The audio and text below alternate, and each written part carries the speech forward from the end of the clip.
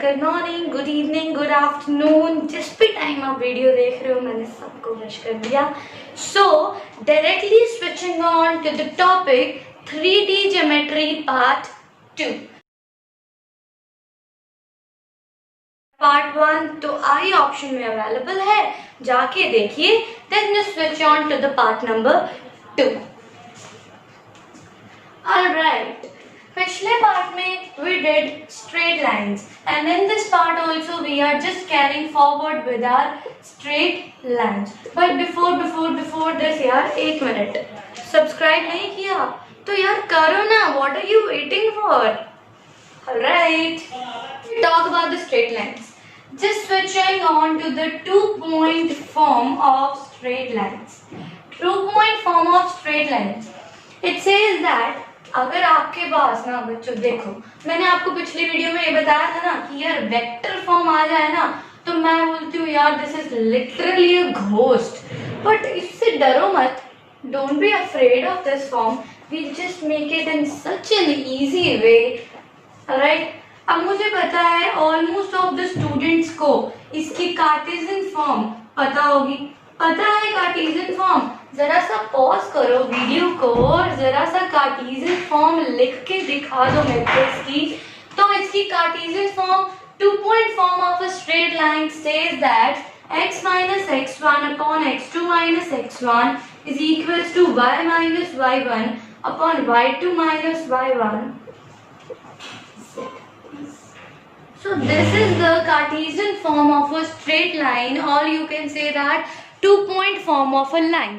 This 2-point form of a line says that अगर line हमारे पास दो पॉइंट्स में से पास करती है तो what is the equation of line? So the equation of line is written on the board. अच्छा यार, इसके अब करते हैं वेक्टर फॉर्म। जब हम इसकी वेक्टर फॉर्म देखते हैं तो वेक्टर फॉर्म में बोलता है कि यार एक स्ट्रेट लाइन है, ठीक है, ये दो पॉइंट में से पास करती है, इसका पोजीशन वेक्टर ए है और इसका पोजीशन वेक्टर बी है। पिछली बार जब हमने करी थी इक्वेशन ऑफ स्ट्रेट लाइन, हमने करी थी कि यार एक पॉइंट में से पास करती है जिसका पोजीशन वेक्टर ए है, ठीक है, और उसके पैरेलल है जिसका पोजीशन वेक्टर बी है। तो we write it as r is equals to a plus lambda of b। अरे ऐसे ही तो ये लिखना है।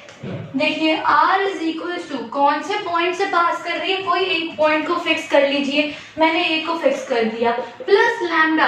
अब देखो दो पॉइंट से पास करती है और मैंने आपको बताया था कि बच्चों जब दो पॉइंट से लाइन पास करे तो उसके dr को लिखने का वे क्या होता है, नहीं पता तो फिर से पता कर लीजिए। दो पॉइंट्स हैं, ठीक है, x1 y1 z1 और दूसरी साइड पे x2 y2 z2। दो पॉइंट्स में से लाइन पास कर रही है तो उसको dr लिखने का वे हमारे पास होगा x2 minus x1 y2 minus y1 z2 minus z1। तो बच्चों इसी को तो हम बोलते हैं वेक्टर फॉर्म। इसको b माइनस a लिखो ना तो it will give you the drs of the line. So in short जब हम इसका वेक्टर फॉर्म लिखेंगे it is equals to a plus lambda b minus of a, और कार्टेशियन फॉर्म जब हम लिखेंगे तो वो होगा x minus x1 upon x2 minus x1, y minus y1 upon y2 minus y1 और z minus z1 upon z2 minus of z1. So this is the Cartesian form and this is the vector form of a line passing from 2 points, or you can say कि 2-point form of a line. अब इसको कभी भूलना मत। अच्छा एक और बात, 3D ज्योमेट्री के क्वेश्चंस को सॉल्व करने का सबसे अच्छा तरीका एक ही होता है बच्चों, उसको ना सिंपली क्या करो, एक रफ डायग्राम में कन्वर्ट करो, ठीक है, तब it's really easy to solve 3D geometry. Alright, let's move on आगे। Now let's we have two lines. We have two lines like x minus x1 upon a1, y minus y1 upon b1, z minus z1 upon c1, and the another equation is x minus x2 upon a2, y minus y2 upon b2, z minus z2 upon c2, where a1, b1, c1 are the drs of line L1 and A2, B2, C2 they are the drs of line L2. तो बच्चों आज है क्या, what is the angle between the two lines. ये जो दो lines हैं ये मेरे पास क्या एंगल बना रही हैं, तो उसका बहुत ही सिंपल फॉर्मूला कि cos थीटा। अब देखो कई बच्चे ना यहाँ कंफ्यूज हो जाते हैं, यार cos आएगा साइन आएगा, तो मैं तुम्हें सीधा सा एक लॉजिक बता रही हूँ। देखो ये एक्स वाई एक्सिस है और ये है स्ट्रेट लाइन, ओके। तो हमने क्या पूछा है, what is angle between two lines. Suppose कर लो मैंने ये दो लाइंस ले ली है L1 और L2 सेकंड, तो इसका जो बच्चा एंगल होता है वो उसने पूछा है। तो हमें पता है कि angle with the other x axis it is always cos and another side is sin। तो उसने पूछा है कि दो लाइंस के बीच में एंगल क्या है, तो इसको लेके एग्जांपल लेके तो आप लर्न कर सकते हो कि इस साइड हमेशा हमारे पास cos थीटा आएगा।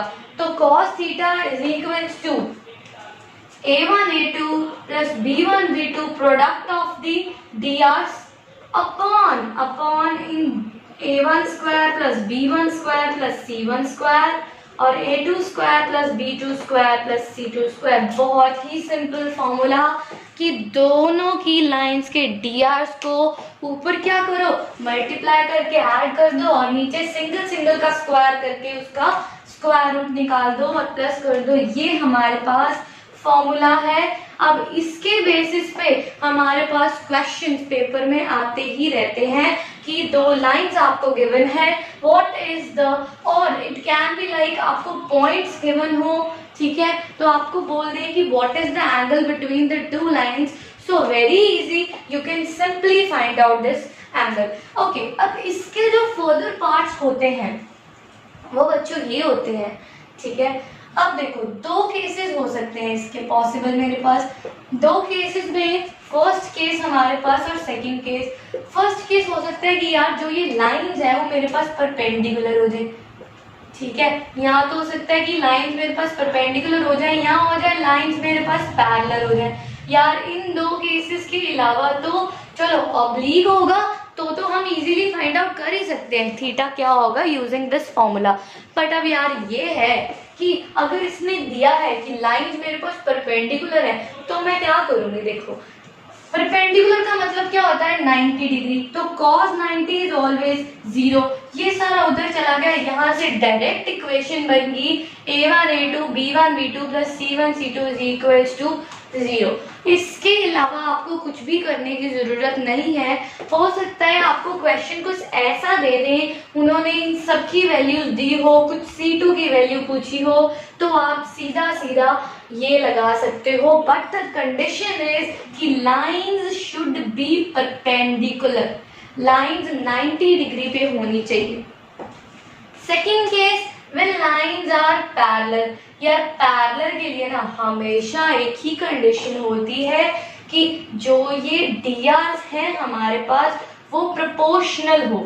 अगर ये drs प्रोपोर्शनल है या वाइस वर्सा, अगर लाइंस पैरेलल है तो drs will always be proportional, या अगर drs प्रोपोर्शनल है तो lines are always parallel। and in the similar case अगर a1 a2 plus b1 b2 plus c1 c2 is equals to 0 then lines are always perpendicular, या vice versa if lines are perpendicular then this condition must be satisfied। अब ये वाले topic पे एक बड़ा सारा star डाल लेना क्योंकि एनडीए में बहुत क्वेश्चंस मिलेंगे आपको इसके बेसिस पे, okay.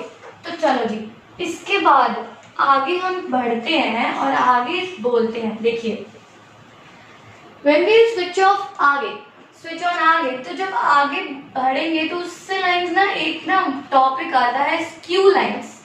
We have skew lines, तो मुझे पता है ऑलमोस्ट स्टूडेंट्स को पता होगा स्क्यू लाइंस क्या होती हैं, पर जिसको नहीं पता वो आज जान लीजिए। स्क्यू लाइंस यार, स्क्यू से एस और एस से स्टबॉर्न, यार इतनी को जिद्दी लाइंस ना, इसको जिद्दी बोलते हैं, इतनी जिद्दी लाइंस कि यार ना तो इंटरसेक्ट करना है गाइस इन्होंने, ना इन्होंने पैरेलल जाना है, बस भाई बहुत जिद्दी है। तो यार अगर ये जिद्दी है तो हम कम है, ऑब्वियसली हम कम नहीं है, तो हम इसको पीछे से बढ़ाकर ना इंटरसेक्ट करवा देते हैं, ठीक है। तो इनको बोलते हैं स्क्यू लाइंस। तो skew lines, these are the stubborn lines, these are the जिद्दी लाइंस which neither intersect, ना तो intersect करती है और nor they are parallel, ना तो ये intersect करती है ना ये parallel जाती हैं, उनको हम बोलते हैं skew lines. So the last topic of straight lines, it is the shortest distance between the skew lines. What is the shortest distance between the skew lines? जब हम shortest distance of between the skew lines की बात करेंगे तो देखिए ये दो skew lines हैं, इनको हमने पीछे प्रोड्यूस कर दिया और ये इन दोनों के बीच में डिस्टेंस है. इस डिस्टेंस को निकालने का फॉर्मूला, अब इसको आप ले लीजिए a1 प्लस लैम्डा b1 और इसको आप ले लीजिए a2 plus mu of b2. तो the shortest distance between two lines को निकालने का फॉर्मूला होता है बच्चों, the distance between two lines is written as a2 minus a1. क्यों? क्योंकि यार ये पॉइंट है और पॉइंट जो होता है हमेशा उसको माइनस करते हैं. Dot product of drs.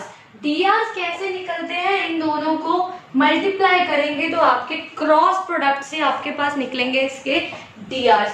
ठीक है, क्यों? क्योंकि देखो ना, हमने क्या करना है, परपेंडिकुलर चीज निकालनी है और परपेंडिकुलर निकालने के लिए हमेशा क्रॉस प्रोडक्ट करते हैं. तो it is equals to b1 cross b2 upon magnitude of b1 cross b2. अब बात क्या है यार, डिस्टेंस है, डिस्टेंस हमेशा पॉजिटिव, तो mod is must. So the shortest distance between the two skew lines is given by a2 minus a1 dot product of b1 cross b2 upon b1 cross b2 का mod. अब यार ये तो आ गई skew lines. अब parallel बोल रही है कि हम ज्यादा है, हम पीछे क्यों रहे, हम भी आएंगे आगे. तो ये आ गई पैरेलल लाइंस. a1 पैरेलल ही मैंने बोल दिया तो इसके drs तो ऑलवेज सेम होंगे. ठीक है, तो the shortest distance between two lines का फॉर्मूला देखो यार, पहले तो ये चीज तो सेम ही रहेगी a2 माइनस a1. ठीक है, उसके बाद परपेंडिकुलर चीज निकालनी है, क्रॉस प्रोडक्ट. अब देखो b2 minus b1 cross b2 नहीं कर सकते क्योंकि इसके drs क्या होते हैं, सेम. तो cross of b upon b का मैग्नीट्यूड अपॉन का whole mod is the distance between the two parallel lines. This is the distance between two skew lines and this is the distance between two parallel lines. So that's it. You are over with that straight lines. अब next part में ना मेरे साथ जरा सा planes में उड़ने के लिए तैयार रहना क्योंकि next part में we are directly switching on to the planes. Till then, take care, bye bye and enjoy 3D geometry.